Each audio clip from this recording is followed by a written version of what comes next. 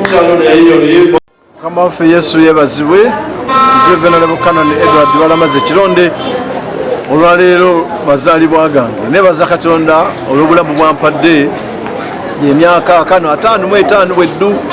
bukyama mwange Debula andeeta ku nsi kuno emyaka eyo kujjo emyaka 32 ngimaze mu kanisa nga mpeereza kuba nayingira kanisa n'emyaka 23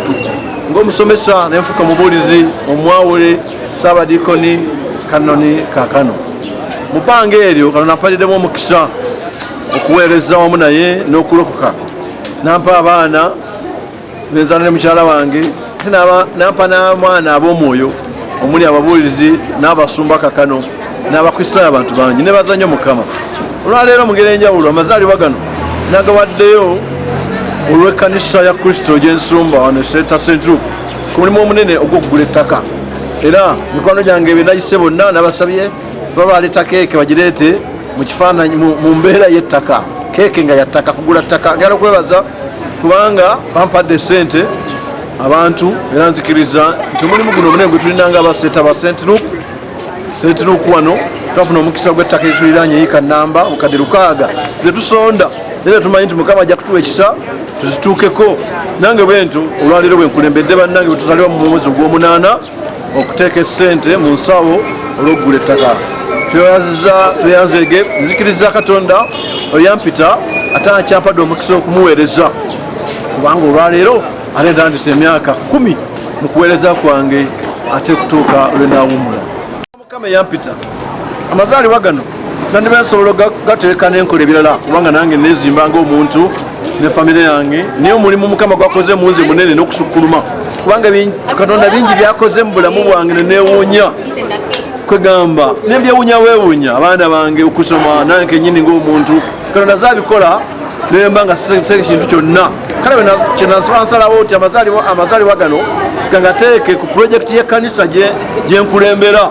nange ng'omukulembeze w'abakristaayo ate kubeera ekyokulabirako eri abalala bakulembeze bannange mu kkanisa kubanga omulimu guno gwaffe ffe bananyini kkanisa n'ettaka litugula lyaffe si lya mulabirizi si lyani lya kkanisa yeseeta newankubadde nga lya bulabirizi nakyo nga Saabadiikoni w'ekifo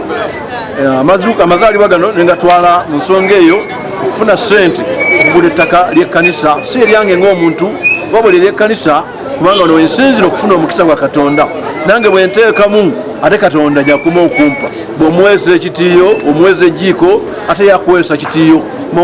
omuweesa pick-up ate yakuweesa oyo Katonda waffe gwe dusinza nti kino bwe nkikola ate mba nterese kubanga okuwaayo ng'omubuulizi wa leero bw'agambye abulidde enjiri nti bwe tuwaayo mu maaso ga Mukama tuba tetusaasaanya tuba tutereka nange nterese bwe ndiba ndagala ettaka eryange ne famire yange ate Mukama alimanya litekata ajja kulimpa bwe njala okuzimba ennyumba eyange oba n'ebirala bye naakola eyo akawunti njiguddewo Mukama wajja okutoola mpe nsobole okukola ate ebirala. Twebaza nnyo Katonda olw'olunaku lwa leero Kanoni Edward Kironde balamaze Saabadiikoni era omusumba omukulu ow'ekifo kino ng'ajaguza emyaka gye 55 egy'obukulu ate emyaka 32 mu buweereza n'asalawo yeebaze era akola omulimu ogw'okugula ettaka ly'ekkanisa omulimu ogugenda mu maaso ku kifo kino. Mbadde njigiriza abakristaayo nti ne Kemeya nabbi bwe yali mu biro biri nga bbugwe wa Yerusaalemi awumusewumuse ng'agudde ne Kemeya n'ayita abantu wakati mu kusaba wakati mu bakuŋŋaanya n'abakubiriza okuwaayo n'okukola omulimu n'amaanyi n'omutima gumu ssuula ey'okuna mu olw'omukaaga ne bakola omulimu gwa Mukama. Era mbadde njukiza abakristaayo nti buli we tuteeka ssente mu mulimu gwa Katonda tuba tweterekera naye mbakubiriza nnyo nti naye tusooke tutereka obulamu bwaffe ne Yesu olwo tujja kuba tutereka bino ensimbi n'ebizimbe n'ebirala bikola amakulu mu bulamu bwaffe obw'omwoyo. Naye abakristaayo bangi balowooza nti otubeera mu kkanisa tuba tusaasaanya. Mu kkanisa mbadde mbayigiza nti tusaasaanyizaamu ku mulimu gwa Katonda tuba tetusaasaanya wabula tuba tutereka. Kale nga tukola ebyensi ebirala byonna nyongedde okubajjukiza nti buvunaanyizibwa bwaffe okuwagira omulimu gwa Katonda kubanga Katonda alina byatuwadde n'ebyatuwadde abituteresezza buteresa era atuwadde omukisa kubanga agatubeera omukisa eri obuweereza bwe. 516 nga Nasuuti era 518 batusingako bubiri bawonera watono nnyo n'olwensonga eyo netuvaayo nga tuli abokubiri ne certificate eno abakristaayo baffe tubeebaza nnyo olw'ensonga wagire mugula ettaka ly'ekitebe kino era tujja kyetulimu okufumba kyekiddako nga senta kiriko nekwaya tugenda kutegeka ekivulu mujje mutuwagire ku luno nga sente zakola ki kugula ttaka kasa tumala ebyuma bya vibrant wano ku nsanda ejja tujje tugula ettaka lyaki